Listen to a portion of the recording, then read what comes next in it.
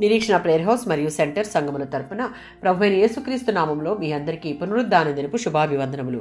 ఈరోజు దేవుని వాగ్దానం రోమీలకు రాసిన పత్రిక 5వ అధ్యాయం 9వ వచనం. కాబట్టి ఆయన రక్తం వలన ఇప్పుడు నీతిమంతులంగా తీర్చబడితిమి.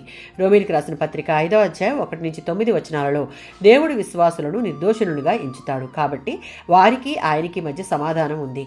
సమాధానం అంటే దేవునికి క్రీస్తులో నమ్మకం పెట్టుకున్న వారికి మధ్య ఉండే సఖ్యత అని అర్థం. విశ్వాసం ద్వారా నీతిమంతులు అవ్వడం వలన అనేక ఫలితాలున్నాయి. దేవునితో సఖ్యత, కృప, నిరీక్షణ, నిశ్చయత, శ్రమలు, దేవుని ప్రేమ, పవిత్రాత్మ, ఉగ్రత నుండి తప్పించుకొనడం, దేవునితో సంధి, క్రీస్తు జీవం, ఉనికి వల్ల రక్షణ, దేవుని యందు ఆనందం. ఇవన్నీ మనకిచ్చుటకు ఆయన మనుష్య కుమారుడిగా ఈ భూమి మీదకి వచ్చాడు. మనం ఇంకనూ బలహీనులమై ఉండగా, పాపులమై ఉండగా క్రీస్తు మనలను బలవంతులుగా చేయుటకు, పాపం నుండి విడిపించుటకు మన కొరకు సిలువలో రక్తం కార్చి మనం చెల్లించాల్సిన వెలకు ప్రతిగా ఆయన ప్రాణమును బలి ఇచ్చి చెల్లించాడు. దీని వెనుక ఆయనకు మన ఎడల ఉన్నటువంటి అద్వితీయ ప్రేమే కారణం. ఆయన నీతిమంతుడు కనుక మనలను నీతిమంతులుగా తీర్చబడు మరియు రాబో ఉగ్రత నుండి తప్పించుకొనుటకు సిలువలో ఆయన కార్చిన రక్తం మనకు మార్గాన్ని ఏర్పరిచింది.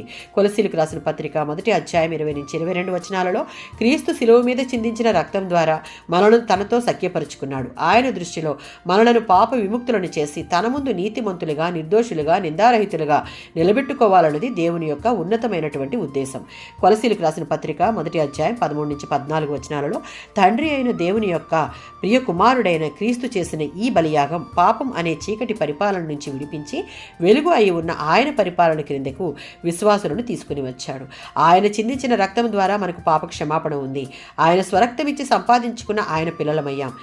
ఈ రక్తం ద్వారా నీతిమంతులంగా తీర్చబడిన మనం జీవితపు చివరి గడియ వరకు అదే నీతిని కాపాడుకుంటే నిత్యరాజ్యమునకు వారసులమవుతాం. ఆమేన్.